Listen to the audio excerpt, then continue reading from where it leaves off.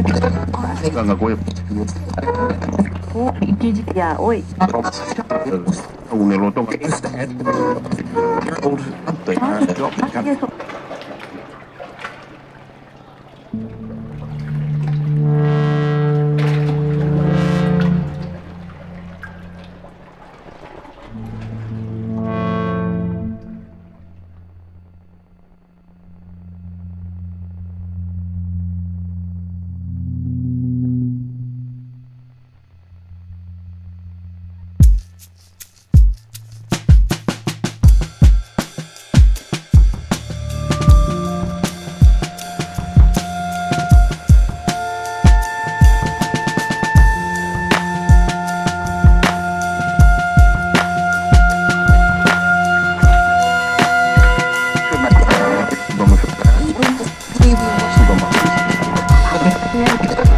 Ganga Goy.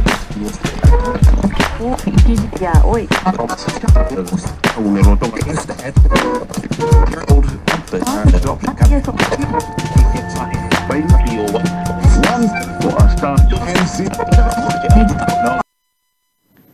Breaking news చూస్తున్నాం. Group 1 prelims పరీక్ష వాయిదాకు high court నిరాకరించింది.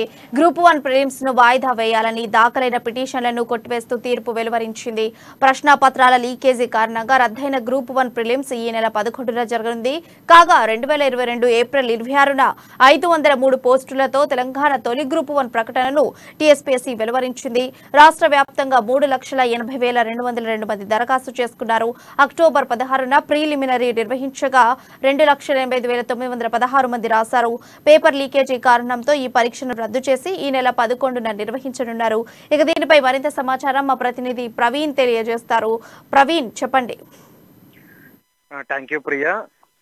తెలంగాణ రాష్ట్రంలో గ్రూప్ 1 పరీక్ష నిర్వహణకు అయితే హైకోర్టు నుండి గ్రీన్ సిగ్నల్ అయితే వచ్చింది. అయితే టీఎస్పీఎస్సీ పేపర్ లీకేజ్ విచారణపై కొనసాగింది. అయితే ఈ సమయంలో పరీక్ష ఎలా నిర్వహిస్తారంటూ కోర్టులో అయితే పిటిషన్ దాఖలు చేశారు కొందరు. అయితే వీటిపై ఈ రోజు విచారణ అయితే హైకోర్టు చేపట్టింది. అయితే గ్రూప్ 1 పరీక్ష నిర్వహణకు అభ్యంతరం లేదని నిర్వహించాలని ఆదేశాలు అయితే జారీ చేసింది.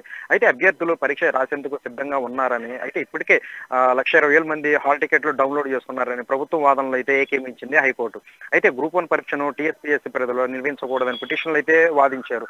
అయితే పేపర్ లీకేజ్ దర్యాప్తు కొనసాగుతుందని, ఏ కమిషన్ లో అయితే పేపర్లు లీక్ అయ్యాయో అదే కమిషన్ విచారణ పూర్తి కాకుండా గ్రూప్ 1 పరీక్ష ఎలా నిర్వహిస్తుందని అయితే ప్రశ్నించారు. అయితే 11 సంవత్సరాల తర్వాత జరుగుతున్న గ్రూప్ 1 పరీక్ష అని పారదర్శక లేకపోతే అభ్యర్థులు తీవ్రంగా నష్టపోతారని పిటిషన్ అయితే తరపు లాయవారు అయితే వాదించారు. అయితే పేపర్లు లీక్ అయిన పరీక్షలను మళ్లీ నిర్వహించకుండా హడావిడిగా గ్రూప్ 1 ఎందుకు నిర్వహిస్తారంటూ పిటిషన్ తరపు లాయర్లు అయితే కోర్టులో అయితే చెప్పారు. అయితే ఈ విచారణ పూర్తయ్యే వరకు కూడా గ్రూప్ పరీక్ష నిర్వహించకూడదని అయితే వాదించారు. అయితే ఈ వాదనలో హైకోర్టు పరిగణలోకి తీసుకోలేదు. అయితే నిందితులను ఇప్పటికే అరెస్ట్ చేశారని అయితే దర్యాప్తు తీరుపై కోర్టు నిర్ణయం తీసుకుంటుందని, అందులో భయపడాల్సిన అవసరం లేదంటూ కూడా హైకోర్టు అయితే పిటిషన్ ఉద్దేశించి అయితే చెప్పింది.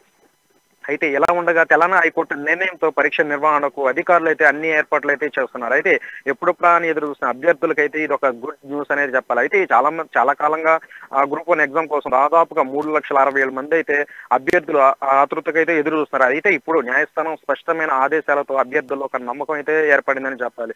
అయితే హైకోర్టు నిర్ణయంతో జూన్ 11వ తేదీన గ్రూప్ 1 ఎగ్జామ్ నిర్వహించాలని అధికారులు అయితే నిర్ణయం తీసుకున్నారు. ఇందుకోసం కూడా అన్ని ఏర్పాట్లు అయితే ఇప్పటికైతే పూర్తి చేశారు. అయితే మొత్తంగా చూసుకున్నట్లయితే 3,63,000 మంది గ్రూప్ 1 ఎగ్జామ్ రాసేందుకు దరఖాస్తు చేసుకున్న విషయం తెలిసింది. అయితే 503 పోస్టులకైతే ఈ నోటిఫికేషన్ అయితే వీరైతే అప్లై చేసుకున్నారు.